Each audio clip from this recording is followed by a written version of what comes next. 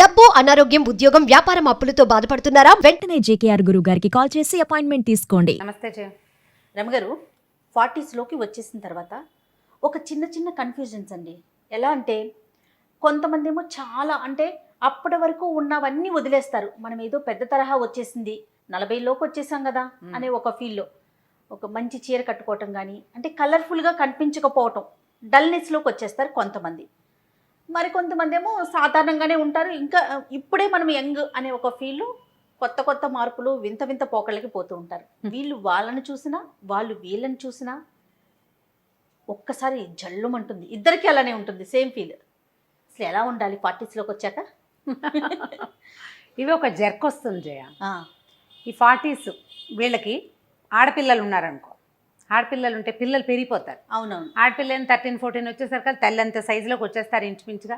అమ్మ డ్రెస్సులన్నీ వేసేసుకుంటారు, అమ్మ నగలు పెట్టేసుకుంటారు, అమ్మ చీరలు కట్టేసుకుంటారు. దాంతో తల్లులకి ఏమనిపిస్తుంది అంటే తమకి కొంచెం ఓల్డ్ అయ్యామని అనిపిస్తూ ఉంటుంది.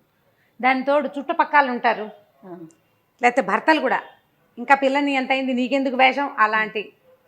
వీళ్ళకు కూడా కొంచెం ఆడపిల్లలకి కాస్త ఏమైనా బంగారం కొనాలని, దానికే చీరలు కొనాలని, చీరలు ఇప్పటి నుంచి కొని పెట్టాలని, ఇద్దరు ముగ్గురు తోడుకోడళ్ళు, ఆడపడుచులు, కజిన్స్ దగ్గరగా ఉన్నారనుకో, మనకెందుకు పిల్లకి ఇలాంటి ధోరణిలోకి వచ్చి ఒక 42, 43, 44 వచ్చేసరికల్లా వీళ్ళు పెద్ద పెద్ద ఇయర్ రింగ్స్ మానేస్తారు. తర్వాత ఏమో కొంచెం పల్చటి చీరలు మానేస్తారు, కాస్త ఫిగర్ హగ్గింగ్గా దగ్గరగా ఉండే డ్రెస్సులు మానేస్తారు, చెప్పుల దగ్గర నుంచి మార్చేసుకుంటారు జయ. చెప్పుల దగ్గర నుంచి ఓల్డ్ స్టైల్లోకి వచ్చేస్తారు. బాగానే ఉంటుంది. ఇలా నడుస్తుంటే కొంతకాలం నడుస్తుంది. సడన్గా వీళ్ళకు ఒకరోజు వాళ్ళ క్లాస్మేట్ కనిపిస్తుంది. ఈ క్లాస్మేట్ మన ఈ మధ్య ఎవరో చక్కటి అందమైన సింగర్లాగా, నాజుగ్గా, చిన్నగా బొమ్మలాగా ఉండి చక్కగా ఏదో మంచి డ్రెస్ వేసుకుని టింగురంగా మనకు కనిపించింది అనుకో, కడుపులో మండిపోతుంది. ఎంత కష్టంగా ఉంటుందంటే ఆ వచ్చింది ఊరుకోకుండా ఏమిటో ఇలా తయారయ్యావు అంటుంది. అనేసరికి చాలా దుగ్ధగా ఉంటుంది. అది కరెక్టో నేను కరెక్టో అర్థం కాదు. అలాగే ఉండాలా, ఇప్పుడే కదా మనం జీవించాలి అన్నట్టుగా ఉండాలా, లేకపోతే ఇట్లా కొంచెం పెద్ద మనిషి తరహాగా అని మనం అనుకుంటున్నాం కదా, ఈ తరహాలో ఉండాలా, మనకి ఎప్పటికీ అర్థం కాదు. అయితే రమ్మగారు, ఉద్యోగాలు చేసే మహిళలను తీసుకుందాము. కనీసం ఒక 25-30 లోపు పెళ్ళయింది అనుకుందాం. 30 నుంచి 40 లోపు పిల్లలు పుట్టడం, మళ్ళీ మన బాడీ మనకి వచ్చే అవకాశాలు రావటం, 1-2 డెలివరీస్, ఈ కార్యక్రమాలన్నీ అయిపోతాయి కదా. 40 దగ్గర పడుతున్న దగ్గర నుంచే మన ఫిగర్ మీద మనం కాన్సన్ట్రేట్ చేయగలుగుతాం.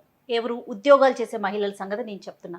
అలాంటప్పుడు వాళ్ళకి ఎలాంటి ఆలోచన ఉంటుందంటే, జనరల్గా సరే ఒక 10 ఏళ్ళు వెనక్కి వెళ్ళిపోయింది కెరీర్ మొత్తం, మళ్ళీ మనం రీస్టార్ట్ చేస్తున్నాం, మళ్ళీ మనం నలుగురిలోకి వెళ్తున్నాం, ఉరుకులు పరుగులు పెట్టాలి, అందులో భాగంగా మనం కూడా ఫిట్గా ఉండాలి అనే ఆలోచన వచ్చేస్తుంది. ఇప్పుడు ఫిట్ సరే, అన్ని మార్పులు చేర్పులు చేస్తుంటారు. చేస్తున్న ఉద్యోగాన్ని బట్టి కావచ్చు, లేకుంటే తిరిగే పరిస్థితులను బట్టి కావచ్చు. ఎందుకంటే ఒక 10 ఏళ్ళు వెనక్కి వెళ్ళిపోయాం కదా అనే ఆలోచన సహజంగా ఉంటుంది. ఇలాంటప్పుడు ఎవరైతే ఇంట్లో ఉంటారో వాళ్ళకి కనిపించినప్పుడు వాళ్ళకి మీరు అన్నట్లుగా నేను తప్ప వాళ్ళు కరెక్టా అనే ఆలోచన వచ్చేస్తుందేమో, బహుశా వస్తుంది కదా. అంతే. అయితే ఏంటంటే ఇప్పుడు ఏజ్ తోటి పెద్ద ఆలోచన చేయకూడదు ఈ రోజుల్లో. ప్రస్తుత సమాజం ఎట్లా ఉందంటే, ఇప్పుడు ఏజ్ తోటి సంబంధం లేకుండా నువ్వు గౌన్ వేసుకుని తిరగమని చెప్పరు ఎవరు. చిన్నపిల్లలాగా ఫ్రాక్ వేసుకుని తిరగలేము. కాకపోతే ఈ రోజులకు తగినట్టుగా ఎంతో కొంత మనం స్టైలిష్గా ఉండొచ్చు.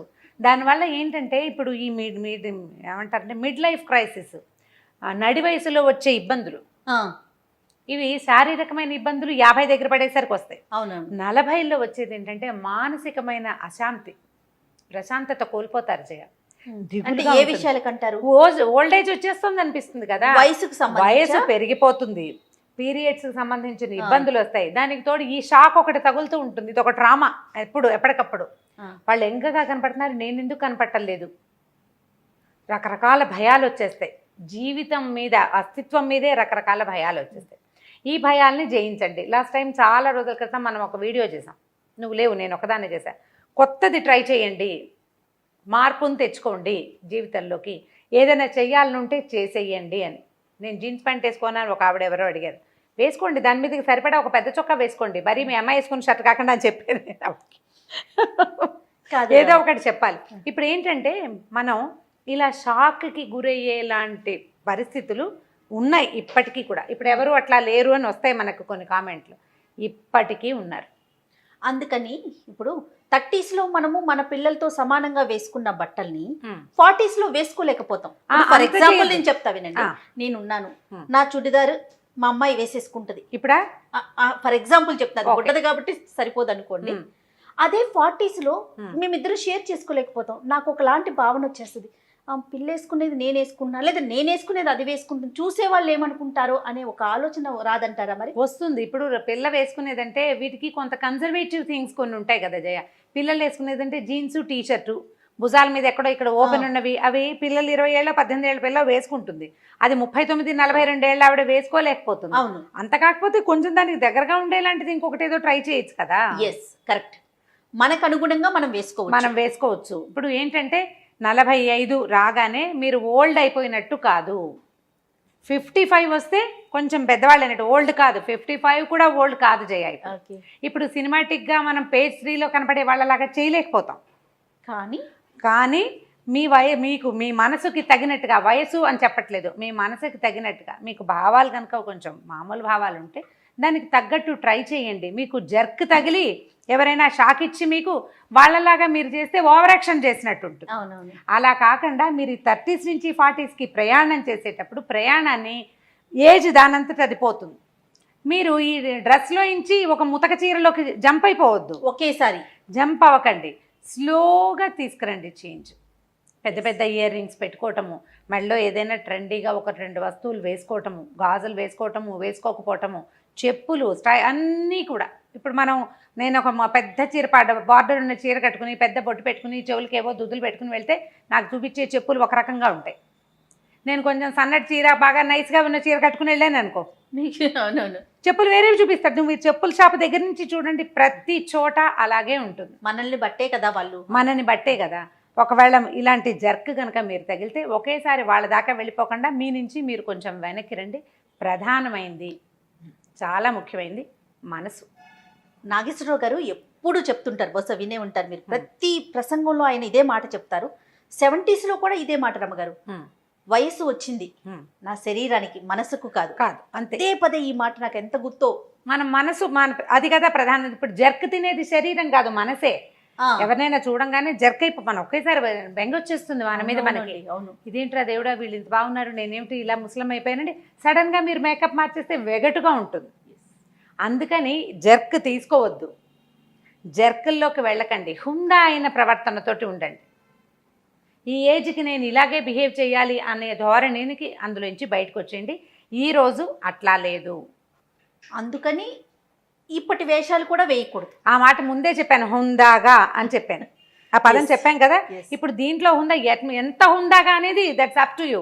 నీ యొక్క పరిస్థితి, నీ ఆర్థిక పరిస్థితి, నీ యొక్క సామాజికమైన పరిస్థితి, మనం తిరిగే మన సర్కిల్, మన ఫ్రెండ్స్, మన సర్కిల్. ప్రధానమైనది ఏంటంటే జయ, ఇదివరకటికి ఇప్పటికి తేడా ఎక్కడొచ్చిందంటే చెప్పనా, మనం అమీర్పేటలో ఉన్నాం అనుకుందాం. ఇదివరకటి అమీర్పేట ఒక రకం, అమీర్పేట నుంచి కొంచెం ముందుకెళ్తే ఈ ఎస్ఆర్ నగర్ మనం ముందుకెళ్ళామనుకో, సన్నది కుకట్పల్లి అవి పాతగా మన చిన్నప్పటి ఊళ్ళలా కనపడేవి ఇది వరకు. ఇప్పుడు తర్వాత కాలంలో ఇంకో కుకట్పల్లి పెరిగిన తర్వాత కొంచెం చందానగర్, మియాపూర్ పాతగా ఉండేవి. ఇప్పుడు చందానగర్, మియాపూర్ కూడా పాతగా లేదు. ఎక్కడికక్కడ ప్రపంచం పెరిగిపోతూనే ఉంది. మనం రెగ్యులర్గా ఎవరితోటి కలుస్తామో అదే మన సర్కిల్. ఇప్పుడు ఎక్కడో ఊరవతలు ఇల్లు కొనుక్కుని వెళ్తున్నాం, ఓ ఫ్లాట్ కొంటాం, అక్కడ 100 మంది ఉంటారు సమాజం, అదే మన సోషల్ సర్కిల్. అంతే, మన చుట్టాలు పల్లెటూళ్ళలో ఉన్న వాళ్ళు కాదు మన సర్కిల్. మన సర్కిల్ మనం రోజు ఎవరితోటి కలుస్తామో, ప్రతిరోజు గుడ్ మార్నింగో గుడ్ ఆఫ్టర్నూనో ఎవరికి చెప్తామో, ఎవరితోటి చెప్పించుకుంటామో, అది మన సమాజంగా ఈ రోజున ఉన్నది. ఇప్పుడు మనం అక్కడ షాపుల్లోకి వెళ్తాం, అక్కడ హోటల్స్కే వెళ్తాం, అక్కడే మన పిల్లలు స్కూళ్ళకి వెళ్తారు, అక్కడి నుంచే కాలేజీలకు వెళ్తారు. అదే కదా మన సమాజం. సో చిన్న ఆ పెద్ద గుంపుల నుంచి విడిపోయాం, ఈ చిన్న గుంపులో కొత్త గ్రూప్ తయారవుతుంది. వాళ్ళంతా కాకపోయినా మీరు వెనకబడి ఉన్నానని మీకు అనిపిస్తే, ఇది నేను అందరినీ ఈ పని చేయమంటున్నానని మీరు ఎంకరేజ్ చేస్తున్నానని భావించద్దు. ఆ తరహా ప్రశ్నలు కూడా తీసుకురావద్దు. వెనకబడి ఉన్నామేమోనన్న భావనతోటి దిగులుబడి డిప్రెషన్కి లోనయ్యి మీరు బాధపడి ఇంట్లో వాళ్ళని బాధ పెట్టకండి. వెనకబడి ఉన్నామనిపిస్తే పెద్ద స్టెప్పులు తీయద్దు, 1 స్టెప్ తోటి ముందుకెళ్ళండి. ఏదైనా సరే ఒక స్టెప్, స్లోగా స్టెప్స్లో, బేబీ స్టెప్స్లో నుంచి పెద్ద స్టెప్పులు వెళ్ళండి నిదానంగా. ప్రధానమైనది జర్క్స్ తీసుకోవద్దు. మిడ్ లైఫ్లో జర్క్లు చాలా ప్రమాదకరం. దానివల్ల విపరీతమైన డిప్రెషన్స్ వస్తాయి.